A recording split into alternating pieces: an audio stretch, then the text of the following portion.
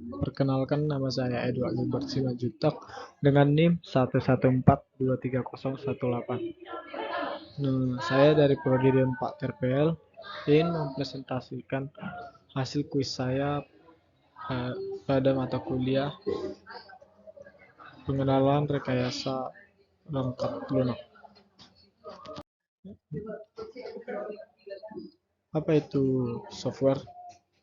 Software adalah sebuah program komunikasi antara perangkat keras dan user pengguna.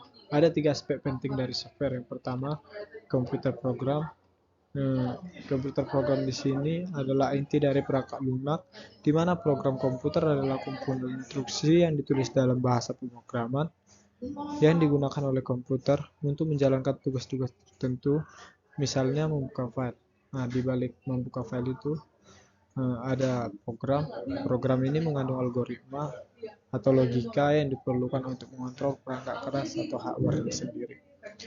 Yang kedua itu ada struktur data. Struktur data di sini adalah cara perangkat lunak mengatur, menyimpan, dan mengelola informasi. Contohnya ada namanya array, linked list, tumpukan, atau antrian. Yang ketiga itu dokumentasi. Dokumentasi di sini seperti merujuk ke informasi tertulis dan juga informasi yang menggambarkan, menginstal, dan juga memahami perangkat lunak.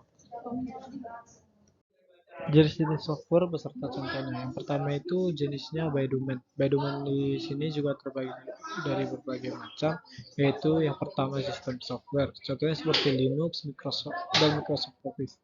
Yang kedua application software, di mana contohnya seperti WhatsApp, Photoshop, dan lain-lain. Yang ketiga ada engineering scientific software. Contohnya seperti Microsoft Excel dan juga seperti Microsoft Word. Yang keempat ada embedded software. Contohnya seperti mesin fotokopi dan juga microwave termasuk. Yang kelima ada web atau mobile application. Contohnya seperti Tokopedia, Shopee, dan layanan e-commerce lainnya. Yang keenam adalah produk line software. Contohnya seperti word processing dan juga seperti aplikasi spreadsheet. Yang terakhir ada artificial intelligence software. Contohnya seperti Slack, Zoom, dan Google Meet. Jenis yang kedua ada by license. By license juga terbagi menjadi beberapa bagian. Pertama, open source software, di mana contohnya seperti Linux dan OpenOffice. Yang kedua, proprietary software, di mana contohnya seperti Microsoft Windows dan Microsoft Office. Jadi yang ketiga ada by market, di mana terbagi menjadi beberapa bagian. Bagian pertama, generic software, di mana contohnya seperti word processor dan database management system. Yang berikutnya contohnya adalah customized, seperti Air Traffic Control System dan Berry Mobile. Generic Process Framework dalam software engineering terdiri dari 5 aktivitas. Berikut akan dijelaskan. Yang pertama itu adalah communication. Communication di sini adalah aktivitas framework yang meliputi komunikasi dan kolaborasi dengan customer. Yang kedua ada planning, yaitu merencanakan rencana kerja untuk software engineering seperti hal yang dibutuhkan, jadwal kerja, dan sebagainya.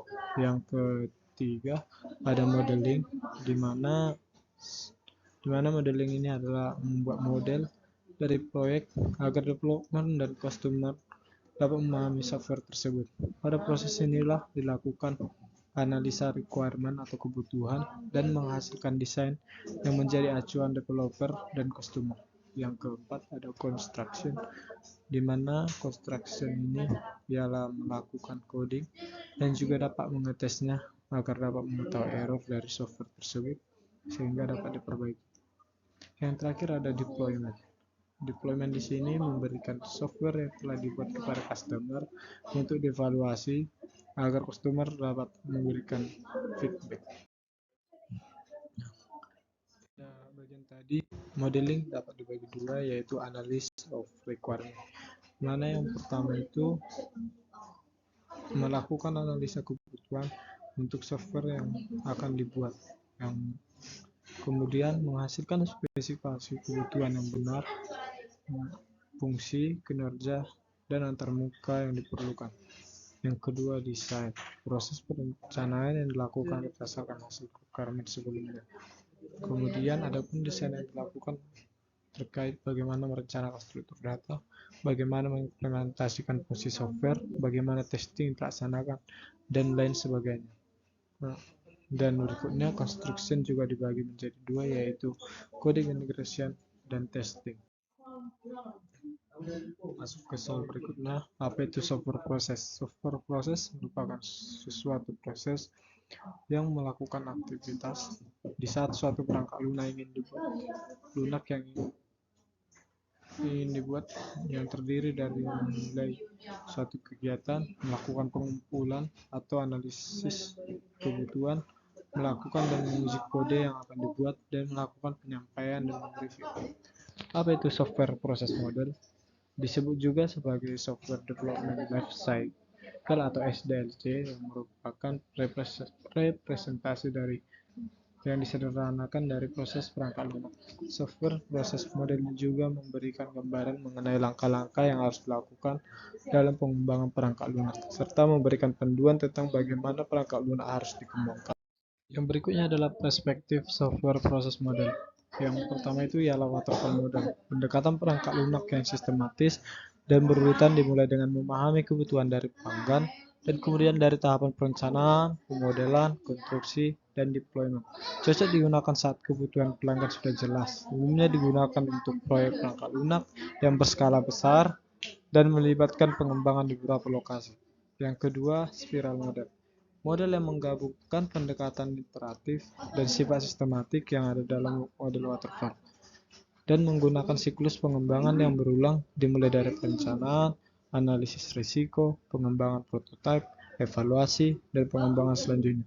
Namun model ini juga memperkenankan adanya perubahan dan adaptasi terhadap risiko yang muncul selama proses pengembangan.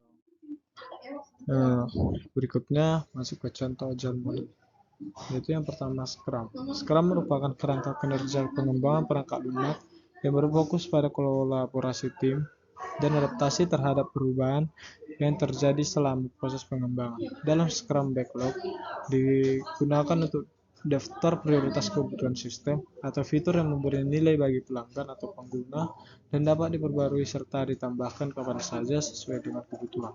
Dalam Scrum, tim bekerja secara mandiri untuk menyelesaikan pekerjaan yang sudah dipilih dan melakukan pertemuan harian singkat untuk berbagi perkembangan dan identifikasi hambatan.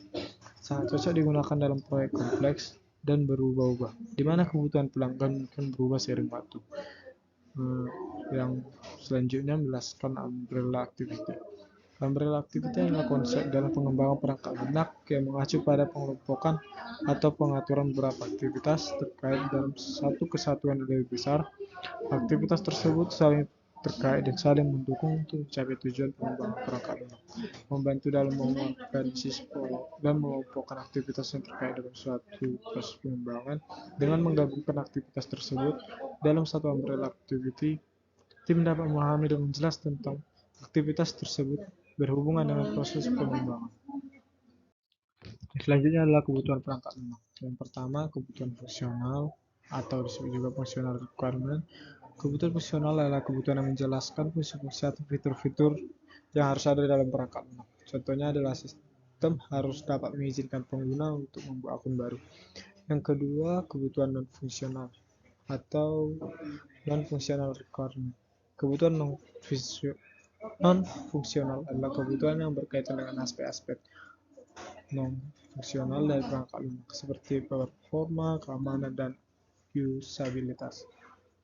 Contohnya seperti waktu respon aplikasi harus kurang dari 2 detik. Yang ketiga, kebutuhan domain atau domain requirement.